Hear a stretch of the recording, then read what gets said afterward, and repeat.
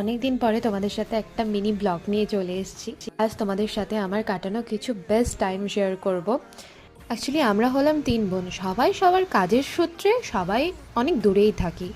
ইয়ারে হয়তো 1 থেকে 2বারই দেখা হয়, আর তাও অনেক কম। আর যখন আমরা এই ইয়ারে 1-2বার দেখা করতে পারি, সেই দিনটাকে আমরা মিস করি না। আর আমরা কীরকম কাটালাম আজ তাই তোমাদের সাথে শেয়ার করব। টাইমে আমার দিদির মেয়ের সামার ভ্যাকেশন চলে, তাই এই ছুটিটাকে ও নষ্ট করে না পড়াশুনো করে একদমই। ওর সামার ভ্যাকেশনে যত প্রজেক্ট ছিল সবই ও বাদে আমরা সবাই মিলে শেষ করেছি। আমরা একসঙ্গে হলে সবথেকে বেশি যেটা হয় সেটা হলো খাওয়া দাওয়া আর ইয়ার্কি ঠাট্টা। আমাদের মধ্যে এটা খুবই চলে।